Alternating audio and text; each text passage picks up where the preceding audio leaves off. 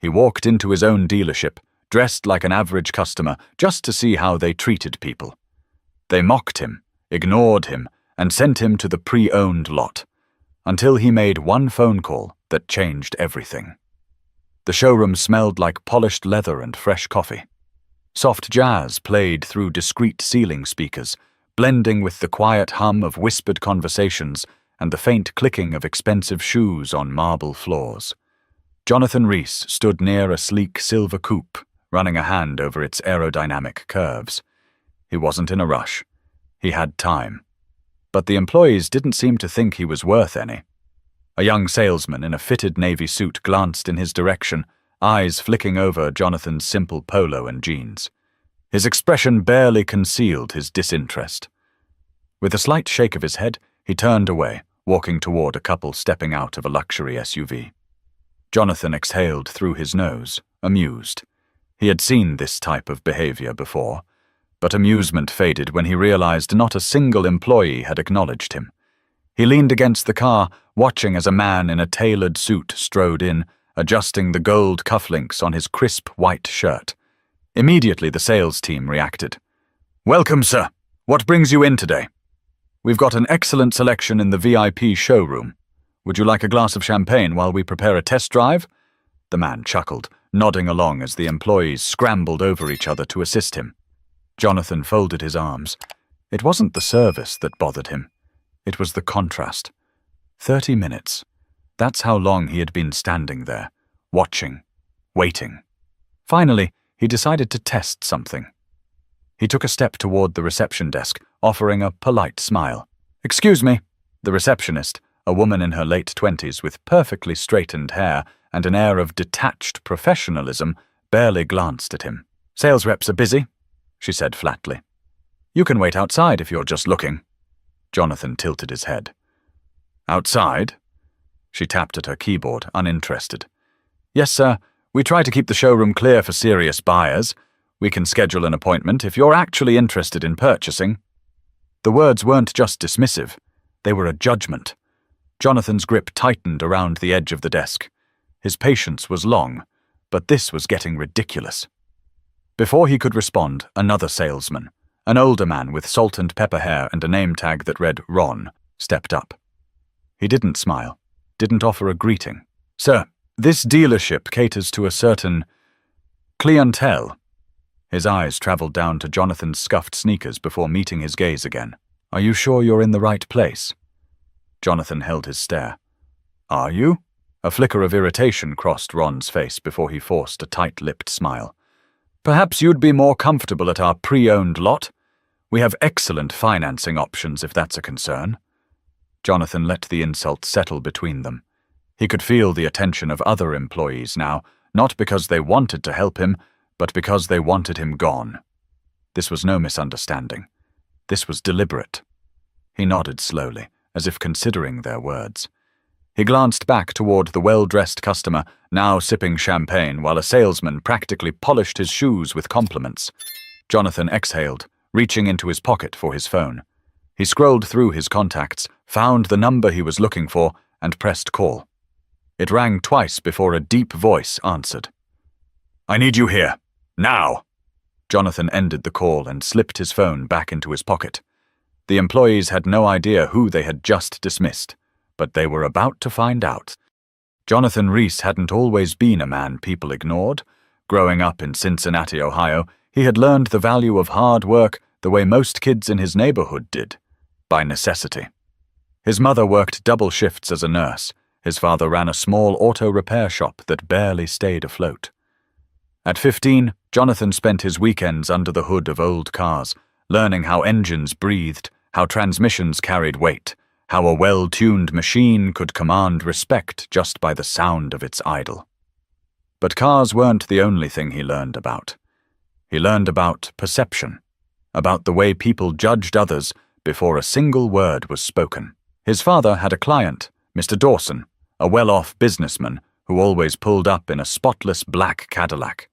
Jonathan remembered how differently people treated him, offering him the best seat, rushing to serve him, laughing a little too hard at his jokes.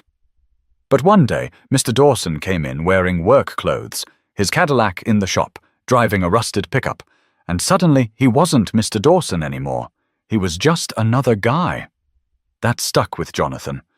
By the time he was 25, he had saved up enough to open a small used car dealership. He ran it with one rule: every customer gets treated the same, whether they drive a Bentley or a busted Honda. People respected that.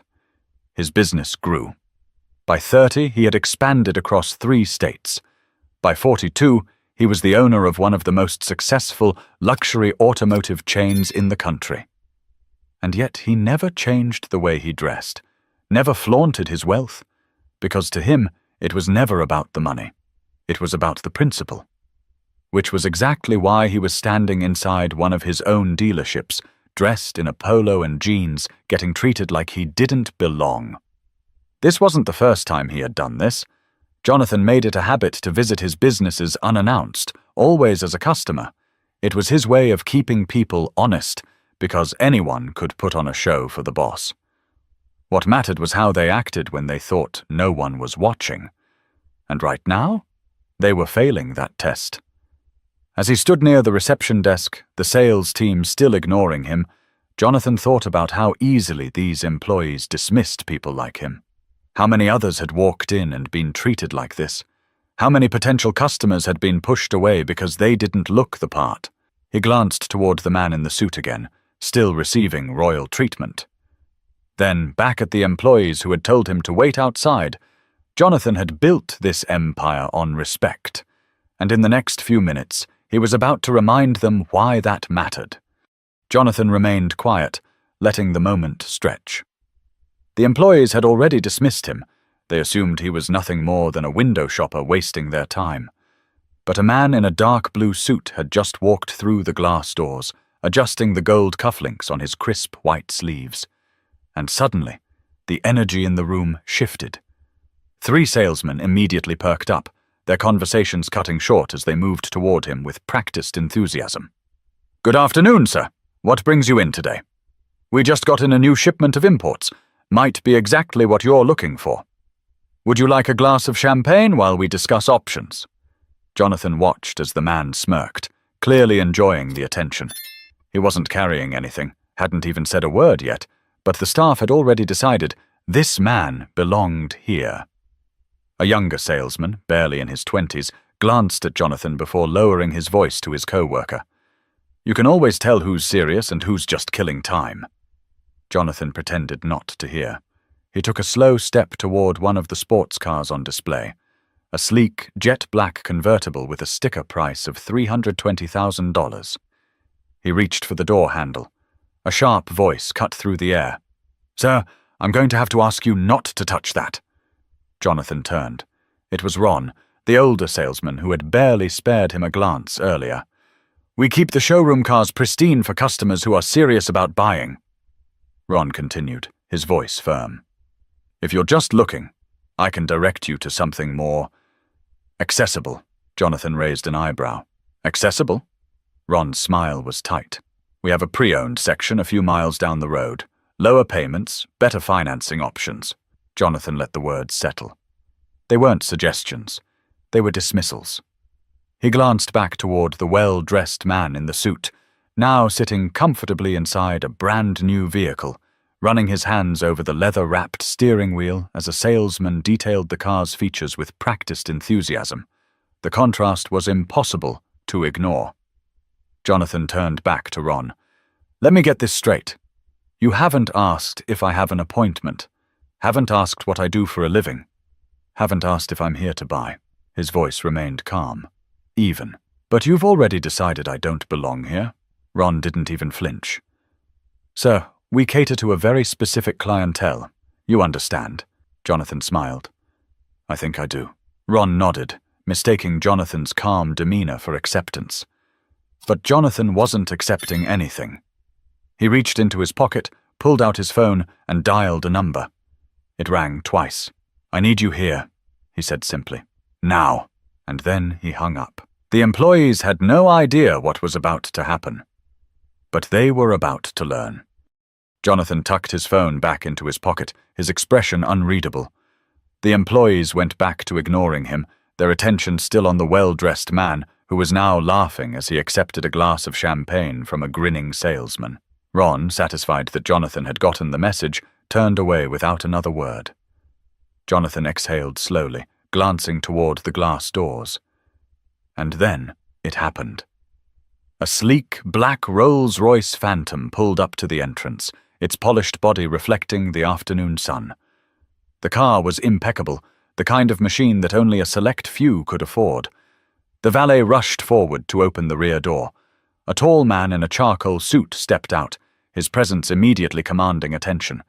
He adjusted his cufflinks, scanning the room through the glass before pushing open the doors.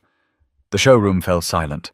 Employees who had spent the last hour ignoring Jonathan were now standing up straighter, smoothing their suits, adjusting their ties. Ron, the salesman who had told Jonathan to check out the pre-owned lot, visibly stiffened. The suited man walked with purpose, his leather shoes tapping against the marble floor. And then he locked eyes with Jonathan and smiled. Every employee in the room watched in confusion as the man crossed the showroom floor, not toward the well-dressed customer they had been doting on, but straight to Jonathan. "Sir," the man said, his tone respectful. "Apologies for the delay." Jonathan nodded, as if nothing was out of the ordinary. But the employees? They looked like they had just seen a ghost. Ron took a step forward, his confusion quickly shifting to panic. I'm sorry," he stammered, addressing the suited man. "I don't believe we've met." The man turned toward Ron, his face unreadable. "I'm David Langford, regional manager." His voice was calm but carried weight. "And I believe you're the one I'm here to see." The air in the showroom shifted. Ron's face went pale. The other employees were now frozen in place, their eyes darting between Jonathan and David, trying to piece together what was happening. Jonathan let the silence stretch before finally speaking. "So tell me," he said, his voice cool, deliberate. "This is how we treat people here." The weight of those words hit like a hammer. The sales staff stumbled over themselves, trying to explain.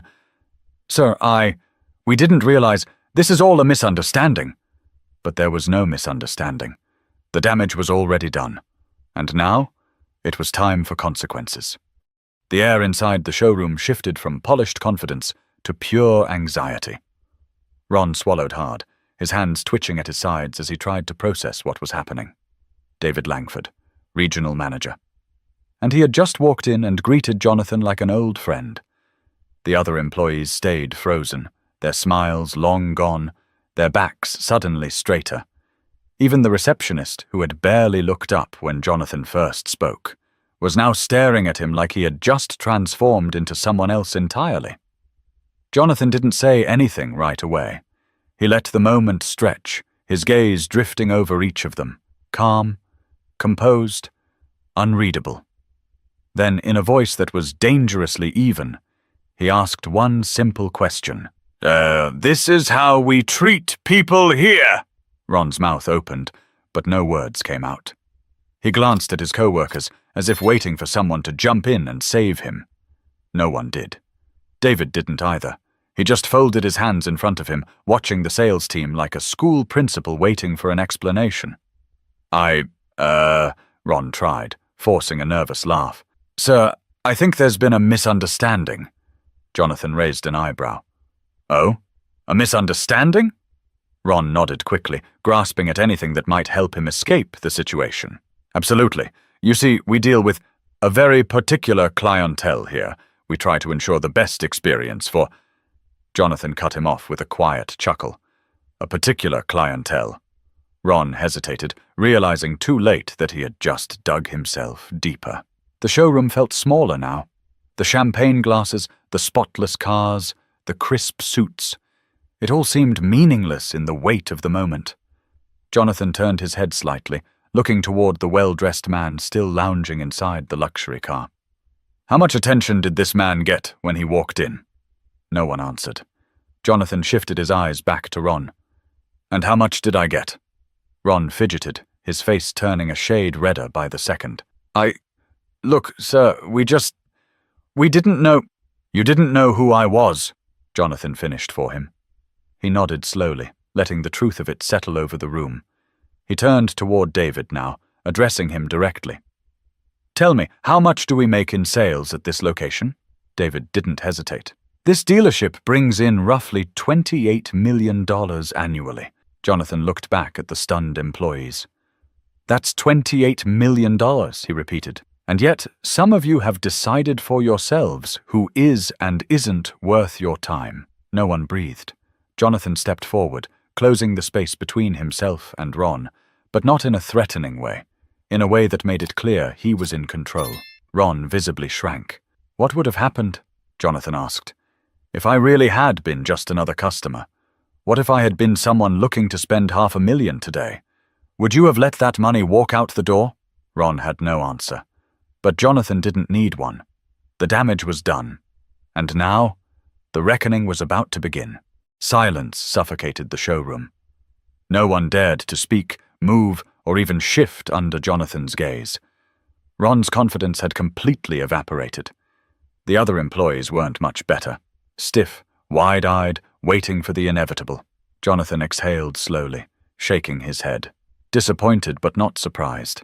David finally spoke, his tone sharp, professional. "Mr. Reese, how would you like to proceed?" Ron's head snapped up. The color drained from his face. Mr. Reese. There was no denying it anymore. No backpedaling, no recovering. The man they had mocked, dismissed, and pushed aside wasn't just any customer. He was the owner. Jonathan looked around at the employees who had spent the last hour treating him like he didn't belong. Then, his voice low but firm, he said, "I want names." David nodded immediately. "I already have them." The weight of that statement sent a ripple of panic through the staff. The receptionist's hands clenched into fists at her sides. The younger salesman, who had whispered about who's serious and who's just killing time, looked ready to pass out. And Ron? He was shaking his head, still trying to salvage the moment. "Sir, please," he started, stepping forward. We made a mistake. We were just trying to keep things running smoothly." Jonathan lifted a hand and Ron stopped talking immediately. "I've been in this business for almost 20 years, Jonathan said, his voice calm but carrying undeniable authority. "And in that time, I've learned something very simple.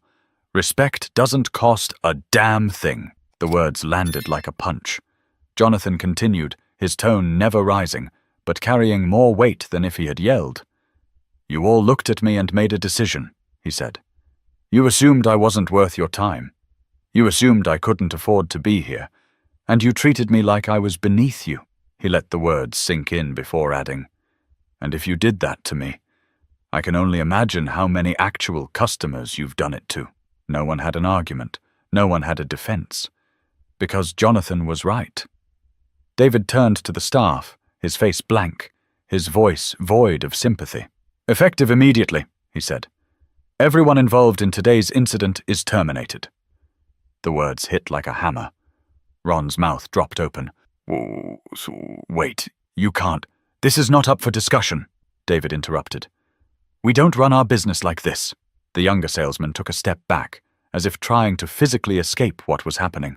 The receptionist looked like she was holding back tears. Ron tried again, desperation seeping into his voice. "Please, this was just a misunderstanding. We didn't mean—" "You didn't mean what?" Jonathan asked, his expression unreadable. "Didn't mean to get caught." Ron had no response. Jonathan sighed, running a hand over his jaw. He had seen enough. He turned to David. "Make sure the rest of the team gets a company-wide memo." David nodded. "Absolutely." Jonathan glanced around one last time, a final look at the people who had judged him so quickly, and then in a tone so quiet it cut deeper than any raised voice, he left them with one final statement. "This isn't about the money. It never was." He let that settle, then added, "It's about respect."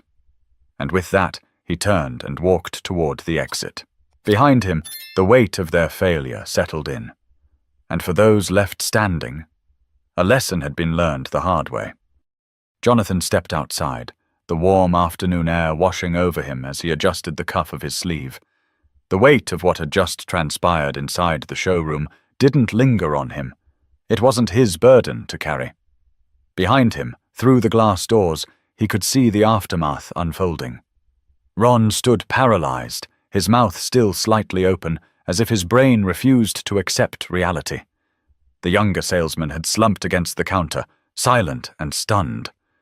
The receptionist had turned away, covering her face with one trembling hand. "And David?" He was already making calls, ensuring that Jonathan's orders were carried out immediately. A valet rushed forward, startled when he recognized Jonathan. "Sir, can I get your car for you?" Jonathan turned, glancing at him.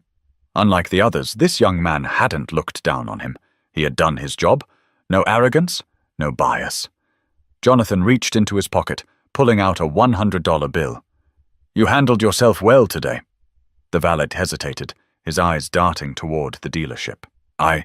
Thank you, sir. I just treat everyone the same." Jonathan smiled faintly.